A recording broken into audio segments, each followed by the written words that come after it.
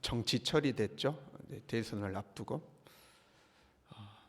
정치하는 사람들을 보면 메인에서 정치 활동을 하는 사람들이 있고 그 주변에서 막 정치하는 사람들을 쫓아다니는 사람들이 있죠. 이쪽을 쫓아다녔다가 저쪽을 쫓아다녔다가 이렇게 하기도 하죠. 왜 저렇게 쫓아다닐까? 정말 순수하게 자기의 정치적 신념 때문에, 그 신념을 이루고 싶은 열망 때문에 어떤 사람을 쫓아다닐 수도 있겠죠. 그러나 대부분은 힘을 얻고 싶어서 이제 쫓아다니는 거죠. 자신의 힘으로는 권력을 얻을 수 없으니 권력을 얻을 만한 능력 있는 사람 밑에 줄을 서서 그 사람이 권력을 잡았을 때 함께 그 힘을 누려보고 싶은 욕망이 있는 거죠. 사실 신념 때문에, 신념이 일치해서 그 사람을 쫓는다 하는 사람도 자기가 자기 신념 이루면 되지 않겠어요? 근데 자기 힘으로는 자기의 신념을 이룰 수가 없으니까 그 신념을 이룰 힘이 있는 사람과 함께 신념을 이뤄보고자 하는 거죠. 나는 힘이 없으니까 힘 있는 사람의 힘을 빌리는 거죠. 우리에게도 일상에서 사소하지만 이런 것들이 존재해요. 그런 거 있잖아요. 나 아무개하고 친해, 이런 거요. 어떤 사회적으로 명성이 있고 힘 있는 사람이 있다면 그 사람의 이름을 거론하면서 나 그 사람하고 친해, 옛날에 그 사람하고 밥도 같이 먹었어 하고 이제 이야기를 하는 거죠. 그래서 내 자신이 뭔가 그 사람이 가지고 있는 힘의 일부를 누리고 있는 것처럼 우리가 그렇게 이야기할 때가 있는 거죠. 보세요. 고린도 교회 첫 번째 문제에 대해서 지금 본문은 이야기하고 있어요. 그 첫 번째 문제는 분쟁에 대한 거죠. 그리고 그 분쟁의 시작은 나는 누구에게 속했는가 하는 겁니다. 나는 누구에게 배웠는가? 나는 누구에게 세례를 받았는가? 이런 거죠. 나는 바울에게 속했다. 이 사람들은 이제 바울로부터 복음을 듣고 개종한 초기 이제 성도들, 일종의 개척 멤버들 비슷한 사람들이죠. 아볼로에게 속했다. 이 아볼로는 바울 다음으로 고린도 교회에 부임한 사역자입니다. 바울이 개척하신 목사님이라면 아볼로는 그 다음에 뒤를 이은 이제 목사님이죠. 헬라 학문에 밝고 성경에 능한 사람이었다고 그럽니다. 3장 16절에 보면 나는 심었고 아볼로는 물을 주었으되 이렇게 표현하고 있거든요. 그러니까 이 고린도 교회가 부흥하는 데 있어서 큰 역할을 했던 사람입니다. 바울은 외모도 볼품없고 언변도 약했죠. 그런데 아볼로는 외모도 준수했고 설교도 아주 웅변적으로 아주 힘있게 설교했다고 그럽니다. 그러니까 이 아볼로의 파에 속한 사람들은 이제 바울 봤잖아, 볼품도 없어, 우리 아볼로 목사님 봐봐, 생기기도 잘생겼고 설교는 얼마나 잘해, 이제 이렇게 하는 거죠. 게바에게 속했다. 그러니까 이 사람들은 예루살렘에서 베드로에게 신앙 교육을 받았던 사람. 그런데 이제 이주해 왔겠죠. 야, 나는 베드로 선생님한테 배웠어, 이제 이런 사람들이죠. 나는 베드로 이 사도에게 배운 사람이야, 이제 이런 사람들. 그리스도에게 속했다 하는 사람들은요, 예수님의 교훈을 직접 들었던 사람들. 아이고 애기들아, 나는 예수님 봤다, 이제 이런 거죠. 너 예수님 봐봤냐? 예수님 목소리 들어봤냐? 나는 예수님을 직접 봤어, 이제 이런 사람들이죠. 근데 이렇게 파가 나눠져 있는 거죠. 그러면서 이들은 자기들이 추종하는 지도자들을 비교하는 거죠. 17절에 보면 바울이 이렇게 표현해요. 말에 지혜로 하지 아니함은, 이렇게 하는 거죠. 무슨 말이냐면, 야, 우리 아볼로 목사님 설교 얼마나 잘해. 근데 바울 목사님 설교 봐봐. 아이고 저것도 설교야. 이제 이렇게 서로 비교를 한 거죠. 내가 하나님 복음을 전하는 데 있어서 말에 지혜로 하지 않았다, 이제 설교 잘하냐 못하냐 이거 비교하기 때문에 바울이 이제 이런 이야기를 하는 거죠. 이제 파가 나눠가지고 우리 선생님이 잘났다, 너희 선생님이 잘났다, 이제 너희 선생님이 설교 잘한다, 우리 선생님이 설교 잘한다 하고 이제 자기들끼리 비교를 한 거예요. 그리고 이제 고린도 교회의 특성상 다양한 사람들이 모이니까 부유한 도시였고 다양성이 존재했던 도시잖아요. 다양한 사람들이 존재하니까 좀 파가 나뉠 수 있다고도 우리가 양보해서 이해를 하자 이거죠. 우리 교회에서도 그렇잖아요. 현대 교회에서도 모든 사람과 동일하게 여러분 친하진 않죠. 이 사람하고 조금 더 친하고 이 사람하고 조금 더 친하고 자기하고 성향이 더 맞는 사람들이 존재하잖아요. 그럼 그렇게 나뉜다고 쳐봐요. 그 나뉠지라도 서로 연합해서 교회를 세워나가야 되지 않겠어요? 서로 친한 사람이 조금 다를지라도 마음을 합해서 교회 일에 힘쓰고 교회를 세워나가는데 마음을 합하면 되지 않겠습니까? 그런데 이들은 나뉠 뿐만 아니라 다툰 겁니다. 10절에 이렇게 돼 있잖아요. 너희 가운데 분쟁이 없이 이렇게 돼 있잖아요. 여기서 분쟁이라는 단어는 말 그대로 나뉘는 걸 말하는 겁니다. 근데 11절에는 너희 가운데 분쟁이 있다는 것이라, 똑같은 분쟁인데 오늘은 달라요. 여기서 말하는 분쟁은 다툼이라는 단어입니다. 나뉘는 것뿐만 아니라 다퉜다 이 말이에요. 파가 나뉘어가지고 이제 싸우는 걸 말하는 거죠. 그럼 뭐라고 다퉜을까요?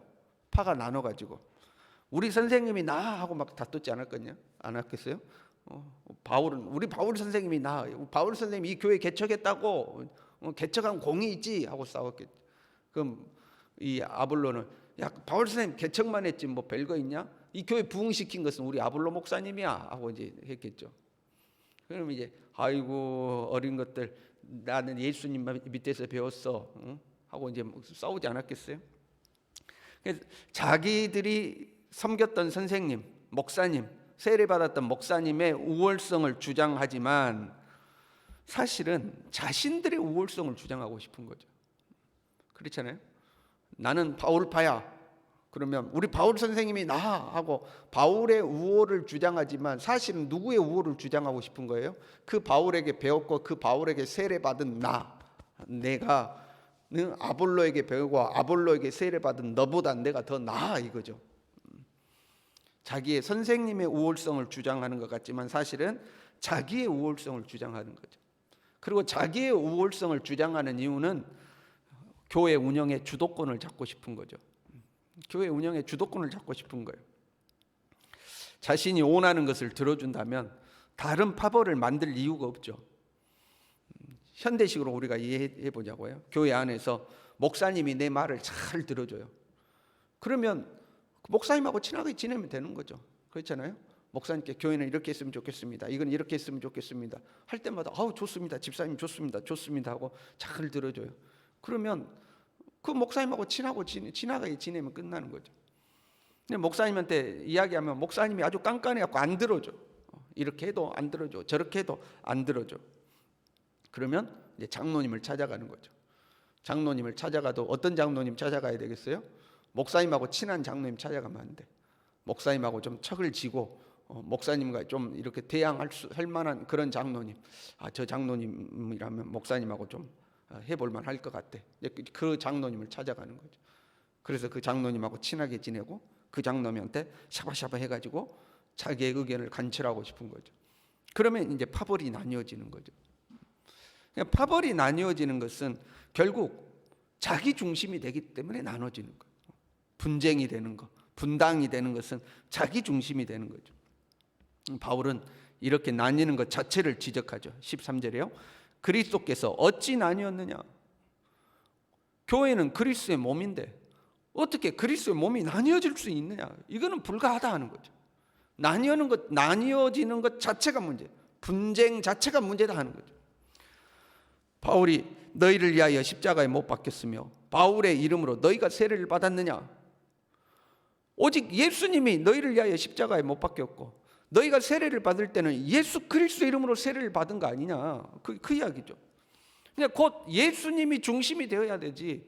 바울이 어떻게 중심이 되고 아볼로가 중심이 되고 어떻게 사람이 중심이 될 수 있느냐 하고 이야기를 하고 있는 거죠. 교회는 철저히 그리스도 중심이 되어야 하는 거죠.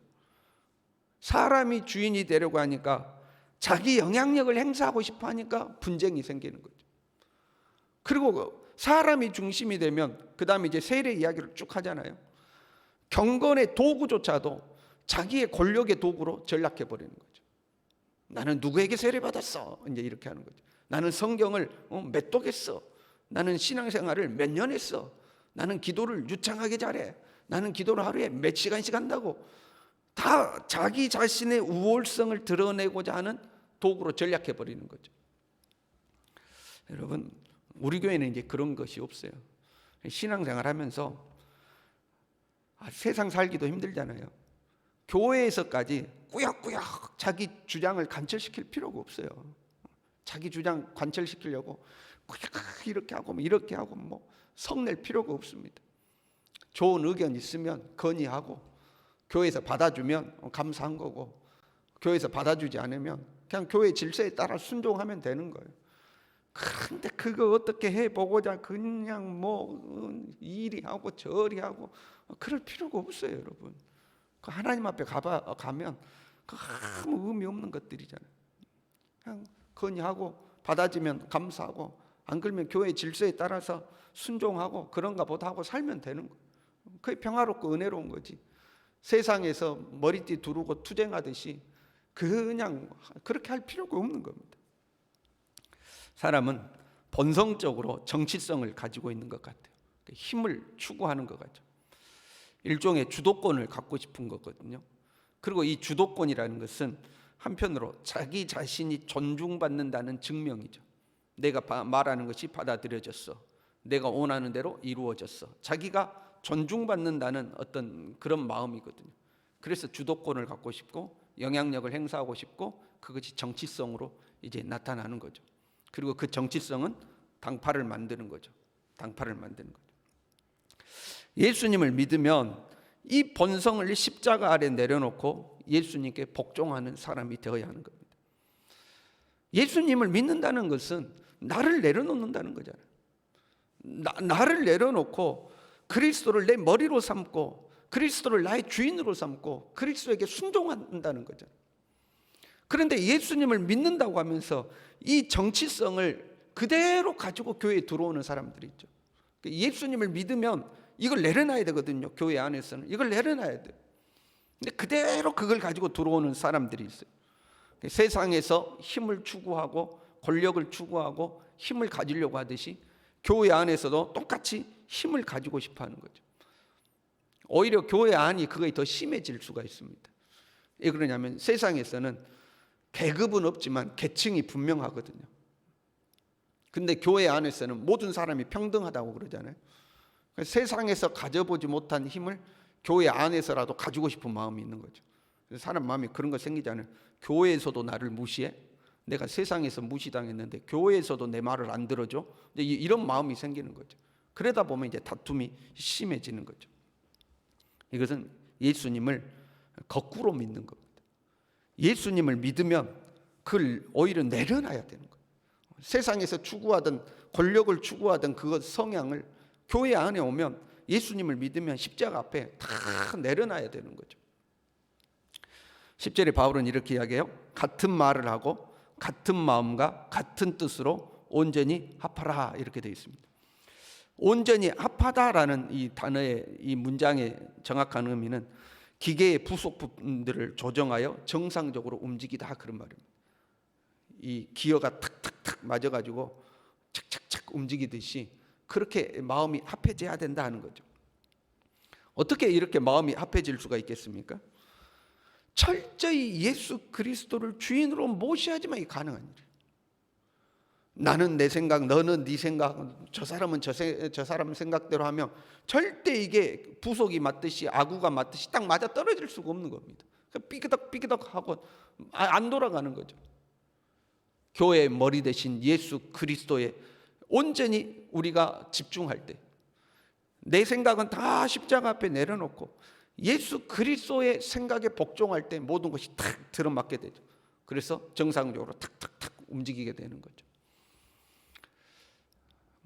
우리 교회는 그런 일도 없고 새벽에 나오신 분들은 그런 사람들도 없지만, 또 신앙의 연수들이 있어서 앞으로 그런 사람으로 변질될 이유도 없겠지만, 지금껏 우리가 잘해온 것처럼 앞으로도 철저히 주님 앞에 우리를 내려놓고 오직 예수 그리스도 중심으로 살아가는 우리 모두가 될 수 있기를, 우리 교회가 될 수 있기를 바랍니다. 기도하겠습니다.